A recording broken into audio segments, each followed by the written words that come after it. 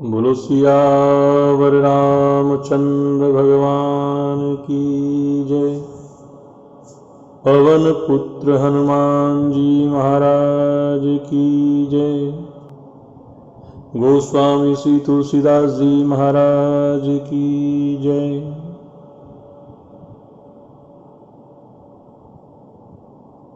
परमपिता परमेश्वर की असीम अनुकंपा से इस कलिकाल में मानस रूपी नौका का हमें सहारा मिला है, जिसके माध्यम से इस भव सागर से पार जाया जा सकता है। आज हम कथा को आगे विस्तार करते हुए यह जानना चाहते हैं कि तुलसीदास जी महाराज ने रामचरितमानस की रचना क्यों की।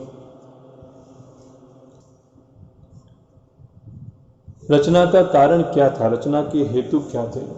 तो सर्वप्रथम कारण बताया है, स्वांतः सुखाय तुलसी रघुनाथ गाथा भाषा निबद्ध मति मंजुल मातनोति।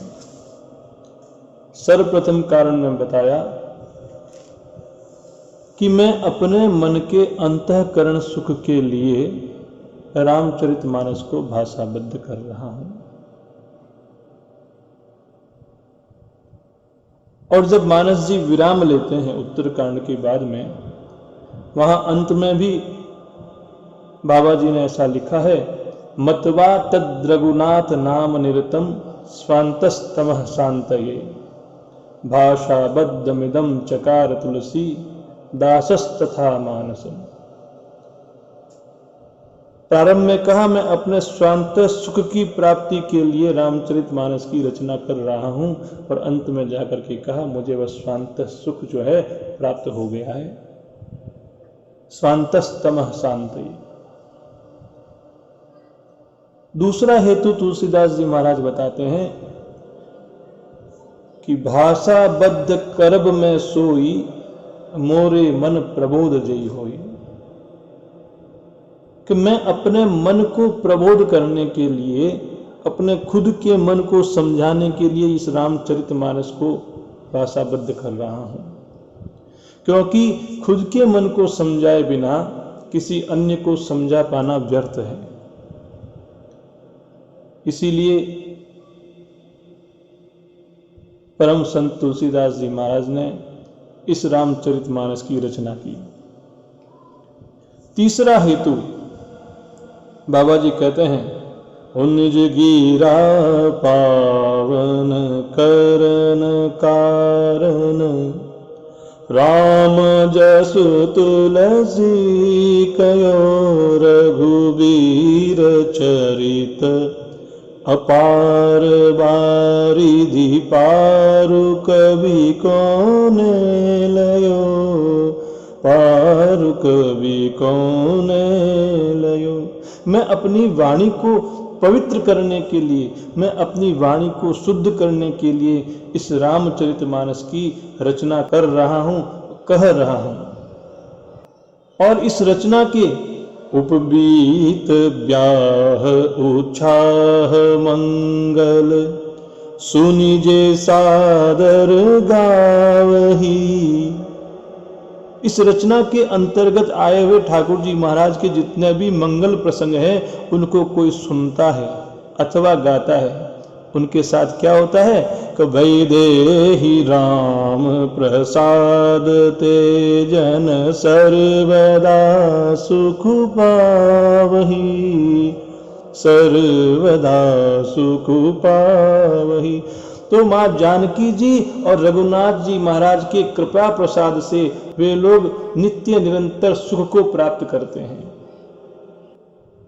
तो अपने वाणी को पवित्र करने के लिए, अपने मन को पवित्र करने के लिए तुलसीदास जी महाराज ने इस रामचरितमानस की रचना की। और मन शुद्ध कब होगा? जब हमारे मन में परमात्मा के प्रति भक्ति दृढ़ होगी। जब भक्ति दृढ़ होने लग जाती है तो उस प्रीतम की कथा का श्रवण करते करते आपका मन द्रवीभूत होने लगता है, आंखों से प्रेम आंसू आने लगते हैं और वो प्रेम आंसू आपको मीठे लगते हैं। क्योंकि अपने प्रियतम की चाह में रोना बड़ा आनंददायक होता है। कबीरदास जी महाराज कहते थे, कबीरा हंसना दूर कर, रोने से कर प्रीत। क्यों? क्योंकि बिन रोए कित पाइए, प्रेम पियारे मीत। क्योंकि बिना रोए अपने प्रीतम को प्राप्त नहीं किया जा सकता है। और इस भक्ति के मार्ग में तो जब आपकी भक्ति इतनी द्रवीभूत हो जाएगी, आपका अंतःकरण भगवान के नाम को सुनकर जैसे पिघलने लगेगा, तो ठाकुर जी महाराज की कृपा हो जाएगी। यह 3 कारण रामचरितमानस को लिखने के बाबा जी ने बताए। और भी अन्य कारण रहे होंगे, लेकिन जैसा संतों से सुना वैसे आपके समक्ष प्रस्तुत किया। रामचरितमानस को मानस सरोवर की संज्ञा दी गई है। इस मानस सरोवर में जिस प्रकार सरोवर के 4 घाट होते हैं, उसी प्रकार इस मानस सरोवर के भी 4 घाट हैं। इस मानस सरोवर के पहले घाट का नाम शरणागत घाट है, जो कि काशी में विद्यमान है, जहाँ पूज्यपाद श्री तुलसीदास जी महाराज कथा के वक्ता है, जहाँ श्रोता है तुलसीदास जी महाराज का मन। मानस जी में शरणागति से संबंधित जितनी भी चर्चाएं बताई गई हैं, जितनी भी बातें आई है, वह सब पूज्यपाद श्री तुलसीदास जी महाराज ने बताई है। क्योंकि जो आदमी जैसा होगा वह वैसी ही बातें करेगा। तुलसीदास जी महाराज ने अपने आप को पूर्ण रूप से शरणागत कर दिया था रघुनाथ जी महाराज के, तो केवल शरणागत की बातें ही तुलसीदास जी महाराज ने बताई। अच्छा देखो, कथा का एक तरीका होता है कि जो वक्ता होता है वह श्रोता को संबोधित करके बीच बीच में पूछ लेता है, या उसको संबोधित करके कथा को कहता है। तो जब तुलसीदास जी महाराज ने कथा की तो सुनने वाला कौन? उनका मन। तो उन्होंने मन को भी इंगित करते हुए बार बार अपने मन को फटकारा है। रामचरितमानस की महिमा को बताते हुए इसे एक कामधेनु गाय की उपमा दी है। राम कथा कलि कामद गाई। यह मानस कामधेनु है। जो इच्छा से आप इस मानस के पास जाएंगे, जिस इच्छा को लेकर के मानस जी की शरण में आप जाएंगे, रामचरितमानस आपकी उस इच्छा को पूर्ति करेगा। लेकिन वह इच्छा सद इच्छा होनी चाहिए, शास्त्र सम्मत होनी चाहिए, परोपकार से युक्त होनी चाहिए। किसी का अहित करने का सोच के यदि हम मानस का पाठ करते हैं तो वह इच्छा पूर्ण हो, यह नहीं कह सकते। क्योंकि रघुनाथ जी महाराज ऐसा कहते हैं, सब मम प्रिय सब मम उपजाए। तो जब सभी ठाकुर जी के पुत्र हैं, सभी ठाकुर जी को प्रिय है, तो वह किसी का अहित कैसे कर सकते हैं? हाँ, भगवान की एक यह कमजोरी है कि वह अपने भक्त का भला ही करते हैं, बुरा करने की उनकी आदत है ही नहीं। अब यहाँ पर कथा कहते हुए तुलसीदास जी महाराज कह रहे हैं कि मैं आपको वह कथा सुनाऊंगा जो प्रयागराज में बैठ करके याज्ञवल्क्य जी महाराज ने भरद्वाज जी महाराज को सुनाई थी। अब यहाँ पर दूसरी कथा प्रारंभ हो गई, मतलब दूसरे घाट की कथा यहाँ पर चर्चा की जा रही है। वह घाट है कर्मकांड का घाट। और यह घाट कहाँ पर है? प्रयागराज में है। प्रयागराज में भरद्वाज ऋषि जी वहां पर विराजमान थे। याज्ञवल्क्य जी वहां पर आए, माघ के महीने में वहां स्नान करके जाने लगे, तो भरद्वाज जी महाराज ने याज्ञवल्क्य जी महाराज के चरण पकड़ लिए और उनसे प्रार्थना की कि महाराज मुझे आप कथा सुनाएं। तो याज्ञवल्क्य जी महाराज ने भी इस कथा की महिमा को बताते हुए इसे कहा है कि राम कथा कालिका समाना। यह कथा जो है माँ दुर्गा कालिका के समान है। जैसे माँ कालिका ने महिषासुर का मर्दन किया था, उसी प्रकार यह राम कथा हमारे मानव के हृदय में विराजमान मोह रूपी महिषासुर का मर्दन करती है। और इस भवसागर से पार कर देती है। अब जब याज्ञवल्क्य जी महाराज वहां पर कथा सुनाने बैठे तो वह कहने लगे, भरद्वाज जी महाराज, आपको वह कथा सुनाऊंगा जो शंकर भगवान ने मां पार्वती जी को सुनाई थी। कहाँ सुनाई थी? कैलाश पर सुनाई थी। कैलाश पर्वत क्या है? वह ज्ञान घाट है। तो मानस में जितने भी ज्ञान से संबंधित प्रसंग आते हैं वह सब भगवान शंकर के द्वारा कहे गए हैं। याज्ञवल्क्य जी ऋषि 2 नंबर घाट पर विराजमान है। वो कौन सा घाट है? कर्मकांड का घाट है। भगवान शंकर ज्ञान के घाट पर विराजमान है। प्रयागराज में तो याज्ञवल्क्य जी महाराज है और कैलाश में भगवान शंकर विराजमान है। तो ज्ञान घाट के वक्ता कौन है? भूत भावन भगवान शंकर जी महाराज ज्ञान घाट के वक्ता है और माता पार्वती श्रोता है। अब चौथे नंबर घाट की कथा आती है जहां पर काकभुसुंडी जी महाराज गरुड़ जी को कथा सुनाते हैं। और यह घाट जो है नीलगिरी पर्वत पर विद्यमान है। यहाँ पर वक्ता काकभुसुंडी जी महाराज हैं और श्रोता गरुड़ जी महाराज हैं। देखो बीच में ऐसा प्रसंग आता है कि काकभुसुंडी जो है कौवे का शरीर है और कौवे को पक्षियों में अधम माना गया है, चांडाल माना गया है, और पक्षियों के राजा है गरुड़ जी। तो गरुड़ जी महाराज कौवे के पास जाकर के कथा सुनते हैं। ऐसा कैसे? ऐसा प्रसंग आता है कि जब रामचरितमानस के लंका कांड में युद्ध चल रहा था तो रघुनाथ जी महाराज को नागपाश से बांध दिया गया था। जब रघुनाथ जी महाराज नागपाश में बंध गए तो नारद जी ने गरुड़ जी को बुलाया, क्योंकि गरुड़ों का भोजन सर्प होता है। तो गरुड़ जी महाराज वहां पर आए, प्रभु को देखा और मन में मोह हो गया। अरे यह परमात्मा कैसे हो सकते हैं? अगर ये परमात्मा होते तो क्या नागपाश से बन जाते?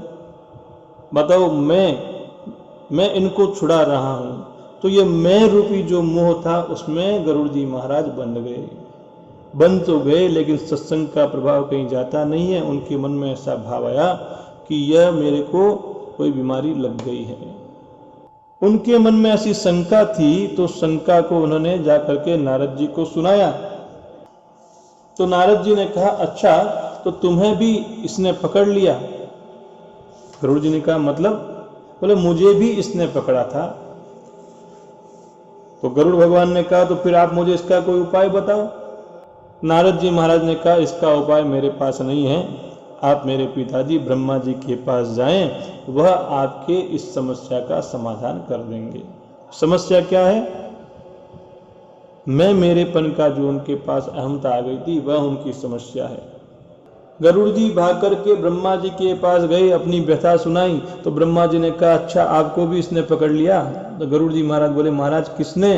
ब्रह्मा जी कहते हैं, जेहि बहुबार नचावा मोही, सोई व्यापेहु विहंग पति तोही। तो जिस मोह ने मुझे नचाया है उसी मोह ने आपको भी पकड़ लिया है। तो गरुड़ जी महाराज कहते हैं, प्रभु जब आपको इसका ज्ञान हो गया तो मुझे इसका उपाय बता दीजिए। ब्रह्मा जी ने कहा, इसका उपाय मेरे पास नहीं है, आप इसके उपाय के लिए शंकर भगवान के पास चले जाओ। अब शंकर भगवान के पास जब जाने लगे तो मार्ग में ही शंकर भगवान मिल गए। मार्ग में शंकर भगवान मिले, गरुड़ जी महाराज ने उनसे अपनी समस्या को सुनाया। तो शंकर भगवान ने कहा, ओहो, आपकी समस्या तो बड़ी भारी है, लेकिन अभी तो मैं मार्ग में हूं, आपको इसका समाधान नहीं दे सकता हूं। मैं आपको किसी और जगह पर भेज सकता हूं, क्योंकि आपकी समस्या का समाधान मुझे पता है और वह समाधान आपको वहां पर ही मिलेगा। तो बोले, महाराज आपको जब समस्या का समाधान पता है तो आप ही बता दीजिए। तो शंकर भगवान ने कहा, नहीं, आपके मन में जो संशय है उसको किस तरह से दूर किया जा सकता है? शंकर भगवान ने कहा, तब ही होई सब संशय भंगा, जब बहुकाल करिय सत्संगा। कि जहां अनवरत राम कथा सत्संग चलता रहता है वहां पर जाकर के आप सत्संग करेंगे तो आपका यह जो संशय है वह भंग हो जाएगा। अब गरुड़ जी महाराज शंकर भगवान से कहते हैं, प्रभु ऐसी कौन सी स्थान है जहां पर अनवरत सत्संग चलता रहता है? शंकर भगवान ने कहा, वही तो मैं तुम्हें बता रहा हूं, आप नीलगिरी पर्वत पर चले जाओ, वहां पर काकभूषुंड जी महाराज जो हैं वह सभी पक्षियों को अनवरत कथा सुनाते रहते हैं। उनके शरण में जाने से आपके सारे मोह भंग हो जाएंगे, आपका संशय जाता रहेगा। अब गरुड़ जी महाराज नीलगिरी पर्वत पर चले गए। नीलगिरी पर्वत हिमालय पर आ रखा है, हिमालय में स्थित है। वहां पर गरुड़ जी महाराज पहुंचे और आश्रम देखा।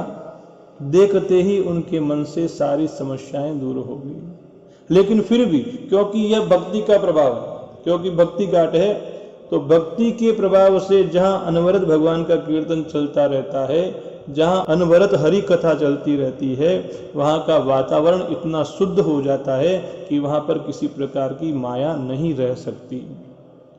जब गरुड़ जी महाराज नीलगिरी पर्वत पर पहुंचे, दूर से आश्रम देखा, उनके सारे संशय जाते रहे। काकभूषुंडी जी को नमस्कार किया। काकभूषुंडी जी ने पूछा, महाराज कैसे आए हो? तो गरुड़ जी महाराज कहते हैं, सुनहि तात जहि कारण आयो, सो सब भयउ दरस तब पायो, देखी परम पावन तब आश्रम, गयउ मोह संशय नाना भ्रम।